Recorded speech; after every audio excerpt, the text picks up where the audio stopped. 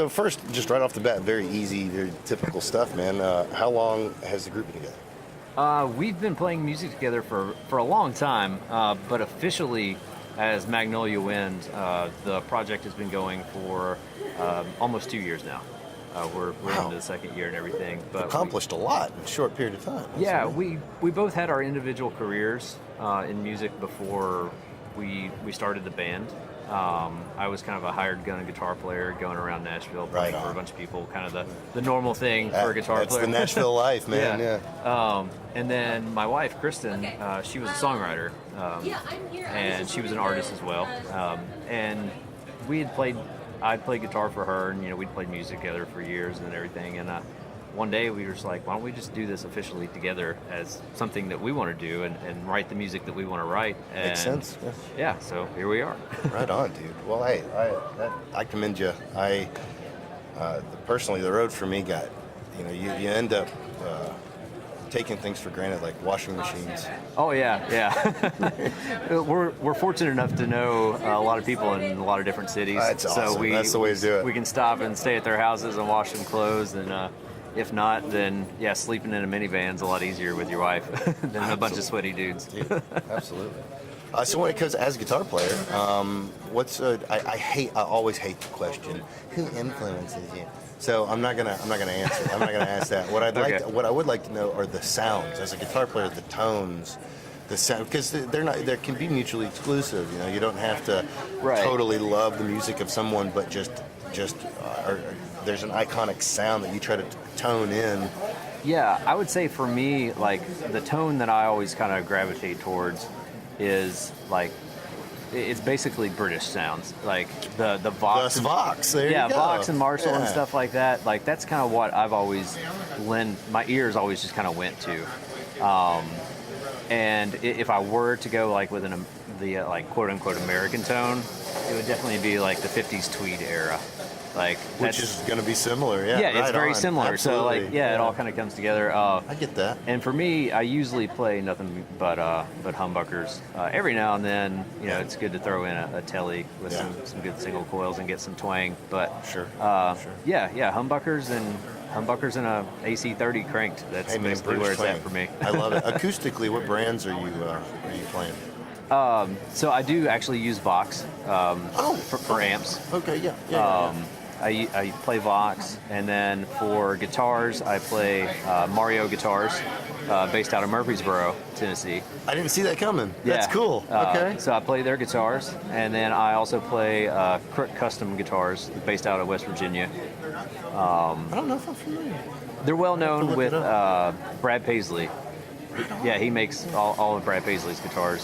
So I met him years ago, and we started building some guitars, and then I met Paisley's a Franklin guy. Yeah. And then I met up with the Mario guys a few years ago too, and then started playing some of their stuff. And then most recently, we're partnered up with Pre-War Guitar Company for acoustics. Right on. So we're playing their stuff now. So I know you like String Joy. Do you take advantage of their custom gauge sets? I actually haven't balanced thing. Yeah, I haven't went down the whole route of the custom gauges yet with String Joy. Yeah, it's a black hole. Yeah, I know. It's like, I can customize every single string. Do I really want to do that, or do I just want to trust Scott with? The problem. Well, first of all, Scott's a genius when it comes to string performance, but. It's a black hole in the sense that you'll break a lot of strings figuring out what you like. Yeah. So right now I play balanced 11s from them. On shorter scales, like a Gibson scale length, I use 11.5s. Right on. Just to kind of give that little bit of extra tension to compensate for the scale length, and we actually play everything a half step down too.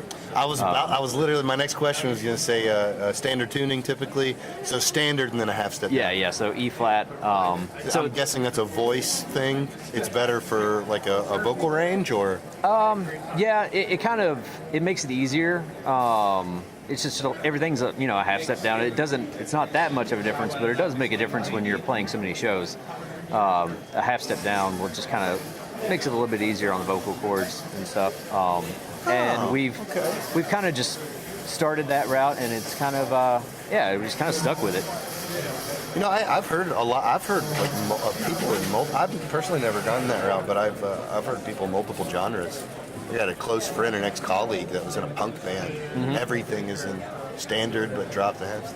Yeah. There's something to that. I'll have to look into that. Yeah, and I've also heard of the 443. You tune everything to 443. Yeah. It gives like a special like sound, kind of a, I don't know. It's like does something frequency wise. I don't know. We figured everything out. We haven't by tried now. it out yet, but we might try 443 out once. Right on. I was at the Pickup Jazz Show thing last night, and Dylan Witherow.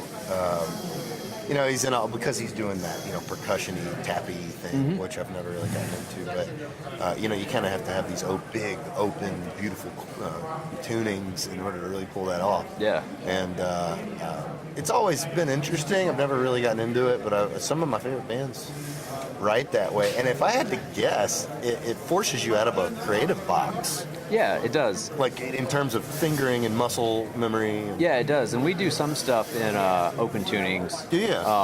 Yeah, we don't do a lot, but it's because it's a pain to kind of bring extra guitars just for like one song for an open tuning, or sit there and on stage and have to tune to an open tuning, and then everything's like weird after you do that because it may be an out of tune, or it takes a while to get back into it or something. But open tunings, having an open chord voicing can really kind of, like you said, take you out of the box and kind of creatively push you in a different direction and give you ideas for something that you wouldn't necessarily have before because you're hearing things differently. And your wife plays, same gear?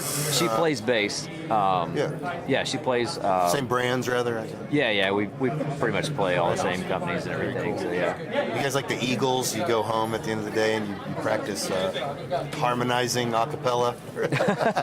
Yeah, we have to practice harmonies and everything, and yeah, it's nice playing with your wife, or with your significant other or anything like that, because we can literally just like practice anytime we want to. Well, and there's a vibe. There's a obviously, I'm not married, so I can't really speak with authority. If I had to guess, there's a lot of sort of nonverbal cues and things that you just adapt with when living with someone, and when loving someone, when marrying two lives together. I mean, this is something that comes along with it, right? Yeah, it is.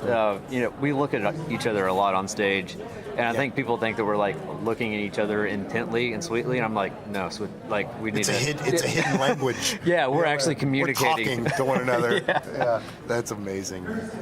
So 2 years. In those 2 years, well, first I'll ask, you produce yourself? Do you go to a national studio? Do you? Yeah, our first EP that we did, it was produced by a guy in Nashville, Colt Caparoon is the guy that worked on it. And then we did a live EP that was at the Hilson studio with Sean Powers, both in Nashville. But the latest recording that we're working on, we're actually doing a full-length album. Right now? You're in the middle of it? Yeah, we're working on a full-length album right now. It's almost done. It's going to be slated for like a late fall release, but we're actually recording and producing that ourselves.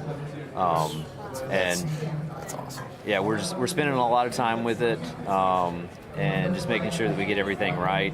We kind of gives us the luxury of doing that when we do it ourselves. That's outside of going into a studio with somebody else, because you start running into time constraints and financial stuff. I know that life. Well, I was going to say, and this is I'm no way, shape, or form a professional on this side, but about 3 years ago, I fully embraced the home studio thing. Mainly, I've just been accumulating gear ever since. Mainly, and maybe this is why for you too. It's scheduling, session after session spread out over months, and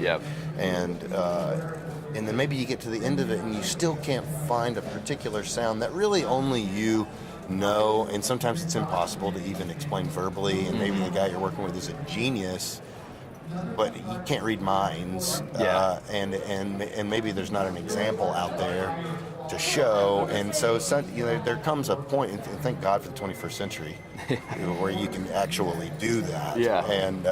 And sometimes you have to take the bull by the horns, just do it yourself, and it's like learning a new instrument. It is. Figuring out how to record yourself. Yeah, it really is. And like I said, it's just nice to have that luxury of being able to kind of, zone in and get what we're looking for with, within the constraints of our own like studio space. And time. Yeah, and time's a big thing of it too, because I can knock out like 4 tracks within, a day. And as opposed to if I did that in the studio, it cost me hundreds and hundreds of dollars. Absolutely, So. absolutely. No, it's a great time to be a musician, man, in the world of Instagram and all of that. So that's actually an underlining question I'm asking everybody right now. That's a good segue. In the world of, I'm 31. How old are you? 30. Okay, so we grew up at a time, in the beginning where it was got to go get the record deal. Yeah. Got to go get the record deal. So now that it's obsolete, minus, really amazing distribution, a lot of money behind marketing, right? Stuff, that kind of thing. We're in the world of self-promotion. Yeah, absolutely. What are your thoughts on that? Give me some of your thoughts behind, I guess, the freedom it gives artists and tips for people to embrace this world where all these tools are around you, and what things that work. What are your top whatever things that you have to make sure you tackle in order to successfully self-promote and get paid doing music.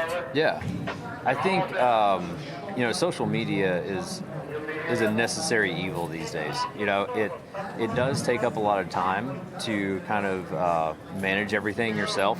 There are companies out there that manage social media for artists and bands and stuff like that. That's scary. And a lot of people don't realize that, it's not actually them posting, but it may seem like they are, but it's not. But with us, it's absolutely 100%. It's always us behind everything. It's something that everyone has to have, and you need to embrace it regardless of the amount of time that it takes to do it, because it's the one way that you can reach everybody. You can reach everyone across the world through social media, and you may get 5 followers and one of them may actually engage with you, but that's one follower that engages with you that you could have never reached before. That's one more than you had yesterday. Exactly. And he's got 100 friends. Yeah, and it eventually starts to kind of trickle down, and things will kind of pick up for themselves naturally after a while. But just continuing to post, good content, consistent content. I was going to say, I think consistency is an underlining theme I hear from everybody. Is just, just do it. Just constantly do it. Yeah, and that's what it takes, is just consistent content and good content, and trying to mix it up sometimes too. A lot of times people will post the exact same thing over and over and over again, and you want to have a variety.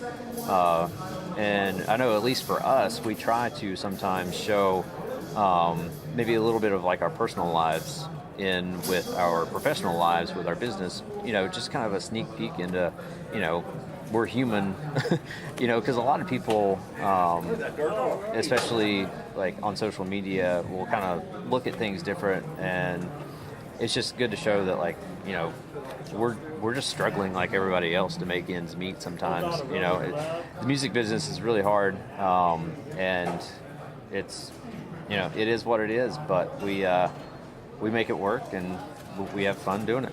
What are the platforms that you're planning on selling your full length on? The full length album will be available physically. We're going to do. Great! We're going to do that on vinyl. I love that. It's made a full circle, hasn't it? It has. Oh man! It's so funny because we're not even going to do CDs. We're doing just vinyls. Brilliant. Because people just aren't buying digital CDs. Downloads and vinyls. The two polar opposites. Yeah. I love it. I absolutely love it. Yeah, so it'll be up on Spotify, iTunes, Apple Music, Amazon, all those normal online distribution places. You have a title yet? You want to share it? We don't have a title yet. No, it's a working title. Sure. No, hey, Yeah. That's the way it is. Sometimes you don't. Sometimes it writes. It's actually almost every time it writes itself once everything's done. Yeah, and you look at it and how do you sum this up that we just did? Yeah, and that's what it's going to be for us too. We'll have the whole album will actually be done in a few weeks. We'll have everything. God, okay. We'll have everything done, but we're going to spend at least 6 to 7 months with marketing, promotions, So at that point, once we get everything done, that's when kind of what we do is we sit down and listen to everything, and it's like, how does this make us feel? From top to bottom. Yeah. And then that'll kind of inspire, like, this is what it should be called. This is what the artwork should be. All of those points, because when you listen to music, it should give you a certain feeling. Of course. At least that's how we kind of view it. So that's kind of our process. That's the way people, and that's the good way to look at it, because that's the way people consume it. Yeah. And I think that's that can, a lot of artists can distance themselves from that and get in that corporate mentality of appeasing a market instead of how do I provide sort of this expression, and then how are people consuming it? Right. And really thinking about every angle around it, or not thinking at all, just doing what you want, and then, and sometimes it comes out perfect. Right. Okay, so well, I guess my last question would be: you're always on the road, so are you going to have like a scheduled, specific, new full-length tour, or are you just going to business as usual? And when it's out, that's just what you're going to be promoting? Yeah, so the way that it's going to work is that it'll be a late fall release for the album. And this then, fall. Yeah, this fall. Great. And Obviously, then there will actually be a full tour for it next year in 2019. Great. So we'll have some promotional shows leading up to it, and then we'll have a release show. I was going to say, you got to do the release show, Yeah. man. You got to do the exit in or something and invite me. So we'll do a release show, and then the 2019 we'll start with a kind of like a late winter, early spring tour to kind of kick off the entire year. And then we'll just be touring off of that for a little while. All right, man. Well, I really appreciate you sitting down with me and letting me get a window inside of the group and your art and your business and your relationship and all of that. So I appreciate you out there tagging us and supporting our brands, and that's really, certainly you're the first guy that got on board with the vegan thing, because it's so brand new, and the passion behind that really was that kind of thing is genuine, and it's appreciated and loved very much, and hopefully I can return the favor in many ways over. So. Yeah, and we appreciate it as well. So. Absolutely, man. All right, well, Greg Bennett Company here with Chris Butler, NAMM 2018. Thanks again, man. Yeah, thanks.